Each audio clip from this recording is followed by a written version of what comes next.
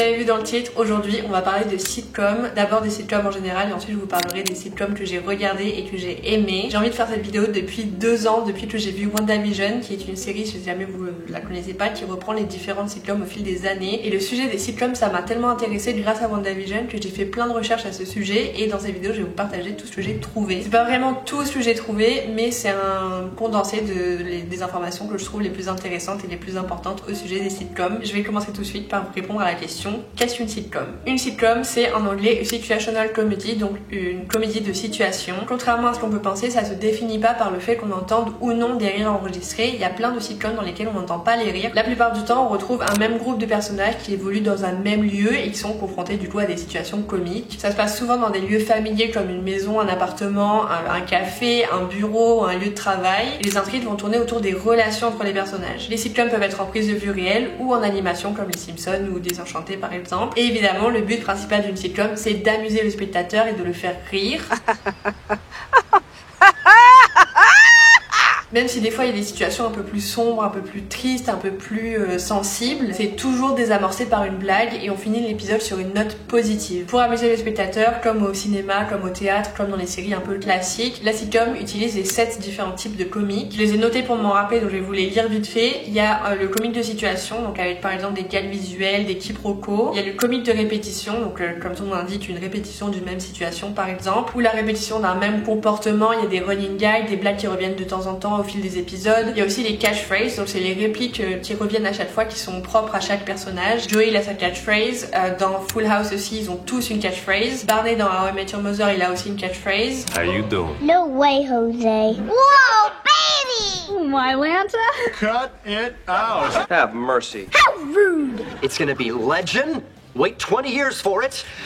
Dairy. Ensuite, il y a le comique de caractère qui repose sur les traits de personnalité des personnages. Il y a des personnages qui n'existent que pour la blague et qui ont une personnalité un peu excentrique, comme par exemple Janice dans Friends.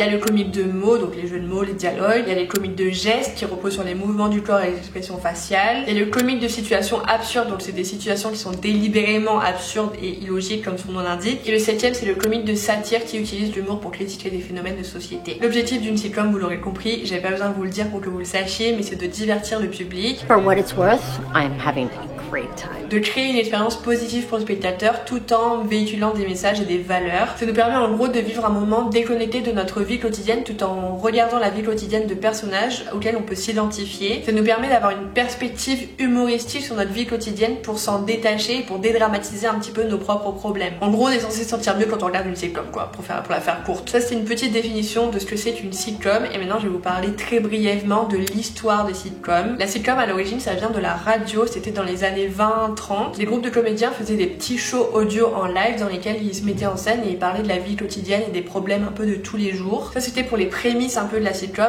mais la sitcom telle qu'on la connaît aujourd'hui est apparue seulement le 15 octobre précisément 1951 avec I Love Lucy. C'était une sitcom américaine de, je me rappelle plus, 180 épisodes de 25 minutes. Ça c'est une info que j'ai apprise il y a pas longtemps en faisant mes recherches, mais j'ai remarqué que j'avais déjà entendu parler de I Love Lucy parce qu'il y a plein d'épisodes de séries actuelles qui y font référence. Les seuls dont je me rappelle c'est dans les Simpsons, dans Friends, dans Gilmore Girls. Il y avait I Love Lucy et il y avait The Honeymooners aussi, c'est les deux séries classiques des années 50-60. La particularité de ces deux séries-là à l'époque, c'était qu'elles étaient filmées devant une audience. Et là, on fait un gros bond dans le temps et on va parler des années 80 et c'est là qu'ont explosé les sitcoms. Parmi les plus connus, il y a Cheers, Seinfeld, je crois que ça se prononce comme ça, je suis pas sûre, et Friends. Ça, c'est vraiment le top 3 de ces années-là qui ont eu un impact, un vrai impact sur les générations qui ont suivi et qui sont encore regardées aujourd'hui. Et à partir de là, le genre a un petit peu évolué. On n'a plus systématiquement, par exemple, les rires en fond et la manière de filmer a changé aussi parce qu'avant, c'était filmé avec 3 caméras et c'était éclairé de manière à ce qu'on puisse filmer sous tous les angles sans qu'il y ait des ombres bizarres. Aujourd'hui, il y a certaines sitcoms qui sont filmées seulement à une caméra et l'éclairage est complètement différent, la mise en scène est différente, les décors sont différents et c'est pas toujours filmé devant des audiences. Et l'évolution dans la manière de filmer les séries, ça a fait évoluer l'humour parce que maintenant il y a des sitcoms qui utilisent la manière de filmer, donc la caméra et la réalisation en général pour faire passer des blagues. Par exemple, il y a The Office ou Modern Family qui ont des regards aux spectateurs qui brisent le 4e mur. Il y a même des formats un peu interview. Oh, I get it. You're talking about me. Qui font penser un peu à la télé-réalité et qui s'éloignent du genre, enfin de la manière dont c'était filmé à l'origine. Et pour parler très vite fait de ce que sont devenus les sitcoms aujourd'hui, moi je trouve qu'il y a plus beaucoup de sitcoms originales, ou en tout cas c'est très différent de ce que c'était avant. I know, I am acting like a little bitch! Parce qu'elles sont plus filmées avec 3 caméras, mais elles sont filmées avec une caméra qui donne un rendu beaucoup plus professionnel, plus cinématographique presque. Ça a moins de charme je trouve, et surtout il y a beaucoup de suites, comme par exemple Fuller House qui est la suite de Full House, il y a des préquels dont Young Sheldon pour The Big Bang Theory, il y a des spin-offs comme How I Met Your Mother qui est devenu How I Met Your Father. That's not even the worst part. Je pense qu'il y a une petite part de on va faire plaisir aux spectateurs. People like it so much. I'm not ready for it to be done. I want to binge more. Il y a une part de on va conquérir un nouveau public aussi, parce que par exemple il y a plein de séries que j'ai découvertes parce qu'il y a eu un spin-off ou parce qu'il y a une suite, comme Fuller House par exemple. Gilmore c'est pas une sitcom mais je l'ai découverte parce qu'il y avait la suite quelques années après. Mais clairement je pense que le but de ces suites, préquels, des spin-offs etc,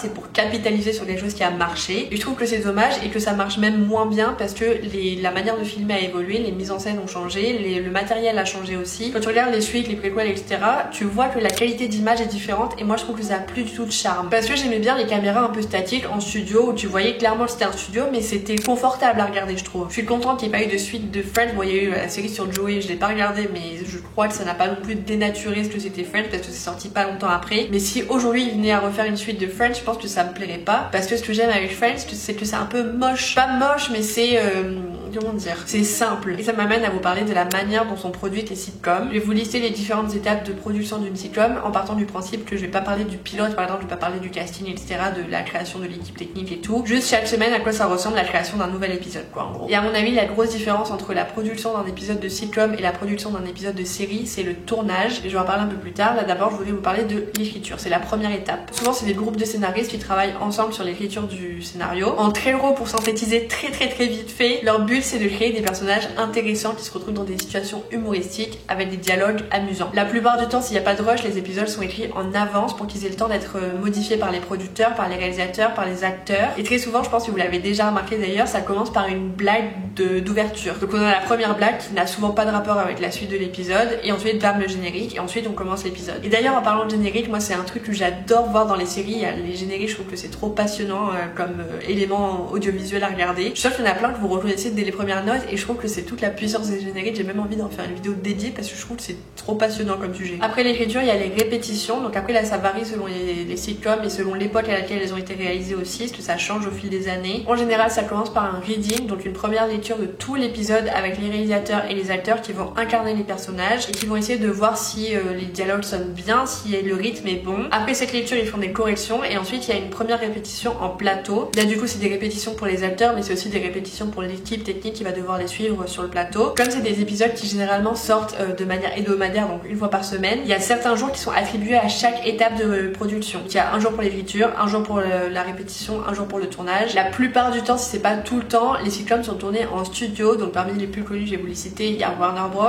avec Friends, The Big Bang Theory par exemple, il y a la Fox qui s'occupe des Simpsons, de That 70 Shows par exemple, How I Met Your Mother, New Girl, il y a Universal qui a produit The Office, Brooklyn Nine-Nine, Superstore et The Good Place. Ça c'était les trois plus gros studios qui produisent des sitcoms, et il y en a un que j'ai pas cité mais qui est incontournable quand on parle de sitcoms, c'est Disney. Et là, la liste est longue mais il y a Hannah Montana, Les Sorciers de Beverly Place, La Vie de Palace de Zack et Cody, La Vie de Croisière de Zack et Cody, Phénomène Raven, Lizzie McGuire, enfin voilà, je vais pas toutes vous les citer, je pense que vous les connaissez pour la plupart. Pour en revenir au tournage, en gros ça se faisait souvent, alors ça a changé maintenant parce que les techniques ont évolué, mais avant c'était beaucoup filmé avec 3 caméras, il y avait un éclairage fixe qui bougeait pas et qui permettait de pouvoir voir les acteurs sous tous les angles sans qu'il y ait des ombres. Il n'y a pas de flou derrière-plan, tout est net ou quasiment net, on voit bien le décor, on voit bien tous les personnages qui sont même en fond, on voit les figurants. Moi c'est ça que j'aime moins avec les sitcoms actuels, c'est que la qualité d'image a trop changé et ça paraît plus cinématographique. Alors c'est plus beau mais ça a moins de charme je trouve. Il y a une chose par rapport au tournage dont j'ai pas encore beaucoup parlé jusqu'à maintenant mais qui est quand même très importante à soulever quand on parle de sitcoms. Les sitcoms sont tournés devant un vrai public, devant une vraie audience, qui a des vraies réactions, des vrais rires. Il y a des rires qui sont rajoutés en post-production ensuite, mais c'est vraiment tourné devant un public quoi. Et c'est une chose que tout le monde ne sait pas, j'ai l'impression. Si jamais un jour vous allez à Los Angeles ou que vous y êtes déjà, regardez sur les sites des studios parce que vous pourrez peut-être assister au tournage d'une sitcom que vous aimez bien. Après le tournage du coup il y a la post-production, donc le montage. On ajoute des effets spéciaux, on fait l'étalonnage, donc on règle la colorimétrie de tous les plans pour que ça soit juste et que ça soit cohérent. On ajoute de la musique et les fameux rires enregistrés. Parce que même si c'est tourné devant un public qui a des vrais rires, des vraies réactions, des fois ça colle pas. Des fois on peut entendre le rire du public au-dessus des répliques des acteurs, donc ça c'est chiant parce que du coup on comprend moins bien en tant que spectateur. Dans ces cas-là ils enlèvent la piste audio des rires du public qui ont été filmés pendant que se tournait l'épisode et ils rajoutent des rires enregistrés. Aux Autre chose qui fait qu'on va préférer ajouter des rires enregistrés plutôt que la vraie bande son originale de quand a été tourné l'épisode, c'est que des fois il y a des caméos, donc des acteurs connus qui interviennent dans les épisodes et qui ont des petits rôles. Là le public peut s'enflammer et ça devient incontrôlable et du coup on comprend plus rien à ce qui se passe dans l'épisode et ça nous sort de l'histoire.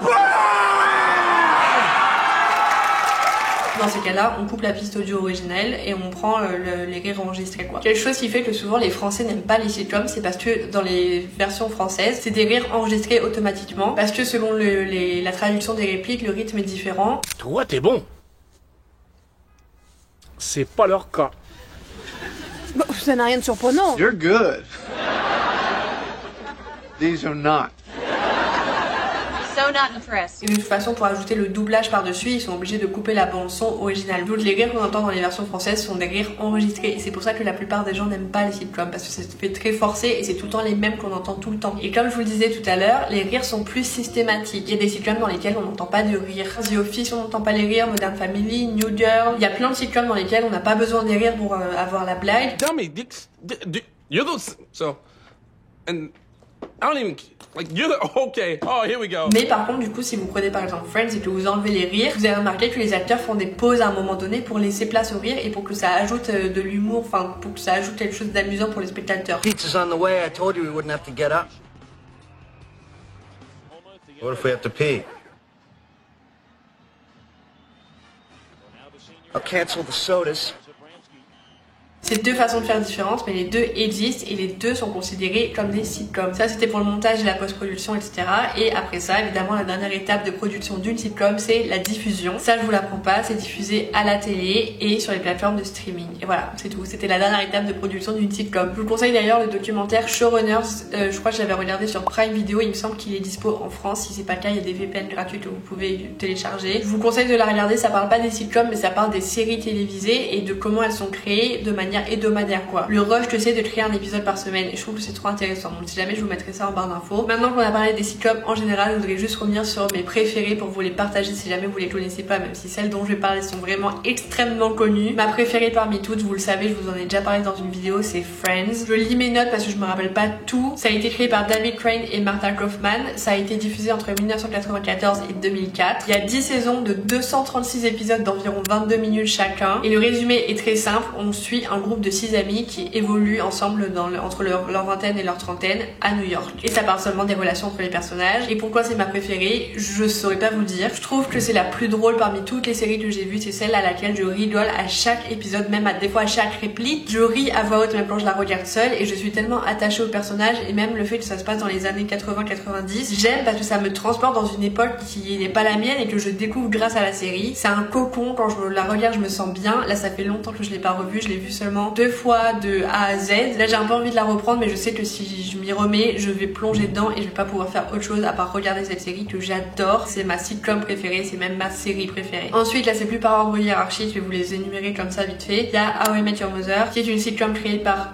Carter Bays et Craig Thomas. Elle a été diffusée entre 2005 et 2014. Il y a 9 saisons de 208 épisodes qui durent environ 22 minutes chacun aussi. Cette fois-ci on suit pas un groupe de 6 personnages mais de 5 personnages qui évoluent entre leur vingtaine et leur trentaine à New York. Ça ressemble beaucoup à Friends mais il y a beaucoup de différences déjà dans la manière d'écrire les épisodes. Je trouve que l'écriture dans How I Met Your Mother est super forte. Je suis épatée à chaque épisode de la manière dont c'est construit dans l'écriture en fait. Je trouve que c'est fou. Et il y a quand même un prémisse différent qui est Ted Mosby, donc le personnage principal qui raconte à ses enfants comment il a rencontré leur mère. Et ça dure 9 saisons donc on le sait seulement à la fin. Et je trouve que c'est bien d'avoir tenu le truc jusqu'au bout. Celle-là c'est aussi une de mes préférées. Pareil, elle me fait trop rire. Je suis super attachée au personnage et c'est un petit peu plus actuel que Friends. Il y a une manière de tourner aussi qui est différente donc c'est pas tout à fait pareil. Je l'adore mais c'est pas ma préférée quoi. Ensuite une série que j'ai l'impression pas beaucoup de Français connaissent mais qui est très connue aux États-Unis, c'est une série culte, c'est Full House. Full House ça a été créé par Jeff Franklin et ça a été diffusé entre 1987 et 1995. Il y a 8 saisons de 192 épisodes qui durent 22 minutes chacun à peu près. Celle-là elle se passe à San Francisco et on suit un père veuf qui à l'aide de son meilleur ami et de son beau-frère élève ses 3 filles. Là par rapport à Friends et How I Met Your Mother Chandler, c'est pas la même tranche d'âge et on suit une famille plutôt qu'un groupe d'amis. C'est différent, moi j'aime beaucoup cette série parce que pareil, elle me transporte dans une époque que je connais pas, c'était dans les années 80-90 et j'adore voir les costumes, les coiffures, j'adore les entendre parler, même leurs préoccupations, leurs objets électroniques et tout, tu vois l'évolution au fil des saisons. J'adore cette série et pareil, je la reconnais au générique dès les premières notes. Ça se passe à San Francisco, donc c'est aussi un décor un peu différent, même si c'est un décor de studio, donc on voit pas beaucoup à l'extérieur. J'adore cette série. Il y a eu une suite qui s'appelle Fuller House et qui a été diffusée, je l'ai noté je crois, entre 2016 et 2020. Mais comme je vous ai dit, pour moi ça n'a pas le même charme parce que la réalisation est plus professionnelle, on dirait, en tout cas plus propre. La qualité d'image a augmenté et moi du coup ça me pose problème par rapport, voilà, ça a moins de charme je trouve. Mais c'est grâce à la suite que j'ai découvert Full House, donc c'est plutôt une bonne chose que ça existe. Et d'ailleurs si jamais vous ne le saviez pas, c'est là que les sœurs Olsen ont fait leur début. J'adore cette série, franchement je l'ai vue qu'une fois en entier il y a quelques années, il faudrait que je la revoie, mais pareil c'est un truc, c'est un piège sans fond, tu t'engouffres dedans, tu peux plus t'arrêter quoi. Et la dernière sitcom dont j'aimerais vous parler, qui fait partie de mes 4 préférés, c'est Hannah Montana. Et je n'ai pas honte de le dire parce que vraiment c'est une série que j'adore du plus profond de mon cœur, je vous jure, c'est même parmi mes séries préférées, pas seulement dans mes sitcoms préférées, mais mes séries préférées. Il y a 4 saisons de 98 épisodes qui durent environ 22 minutes chacun, c'est une série Disney Channel. Et comme vous le savez je pense, on suit l'histoire de Miley Stewart, une adolescente qui mène une double vie et le soir elle se transforme en Hannah Montana qui est une pop star. J'adore Hannah Montana, je vous le jure, je suis encore fan aujourd'hui du haut de mes 22 ans, je trouve que c'est encore une excellente série. C'est pas hyper bien réalisé déjà parce que c'est une sitcom, donc forcément c'est des budgets réduits, c'est pas une excellente réalisation, c'est pas un excellent scénario, mais ça a tellement de charme. J'ai grandi avec et je pourrais jamais ne plus l'aimer. Il y a plein d'autres séries Disney Channel que j'adore comme La vie de palace de Zack et Cody ou Les Sorciers de Waverly Place, c'est mes préférés aussi parmi les séries Disney Channel, mais Hannah Montana elle est vraiment au top de tout. Si jamais vous n'avez pas encore regardé Hannah Montana, moi je l'ai revu il y a quelques années, je crois que c'était il y a 2 ans, où je l'ai revu avec un œil adulte et c'est quand même encore bien, donc n'hésitez pas, mais vous pouvez la commencer maintenant même si vous l'avez jamais vue, je pense qu'il y a moyen d'apprécier un petit peu. Faut se dire que c'est une série qui a été créée pour les enfants quand même. Pour terminer très vite fait, je voulais vous énumérer les quelques séries que j'ai regardées, que j'ai bien aimées mais qui sont pas dans mon top des sitcoms. Il y a Modern Family que j'adore parce que la réalisation est différente de toutes les autres je trouve. New Girl j'ai regardé il y a longtemps mais j'avais adoré aussi. Two Broke Girls j'adorais aussi mais je trouve que ça s'essouffle un peu, là j'ai du mal à la terminer, j'ai commencé en seconde et je l'ai toujours pas fini, on est 10 ans après.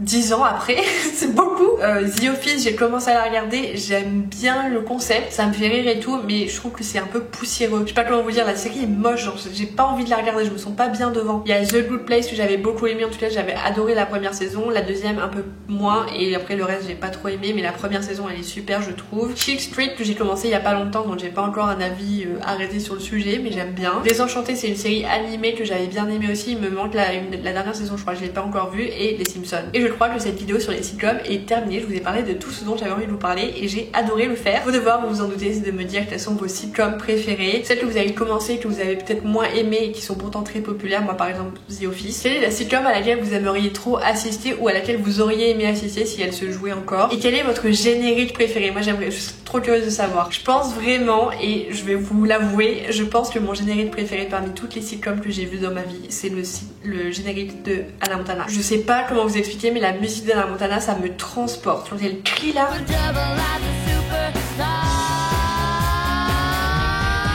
j'adore, je vous jure, ça me met en transe. Genre j'ai l'impression d'avoir 6 ans, d'être devant Disney Channel et de revivre encore cette émotion, d'être contente de tomber sur Hannah Montana à la télé quoi. C'est mon générique préféré, dites-moi quel est le vôtre, ça m'intéresserait trop de savoir. Il y en a plein d'autres que j'aime aussi, mais voilà, ça c'est mon préf. Et je crois que j'ai tout dit au sujet des sitcoms. J'espère vraiment que cette vidéo vous a plu, elle était peut-être un petit peu différente de d'habitude, je sais pas si ça vous a intéressé, j'espère que oui. Moi en tout cas c'est un sujet qui me passionne et que j'ai adoré vous transmettre dans cette vidéo, j'espère que ça s'est vu, que j'étais trop contente. J'espère aussi que vous aurez appris des choses, ce serait super parce que c'était le but. Je vais faire ma bouche et je vous dis à la semaine prochaine pour un nouveau vlog. Bisous.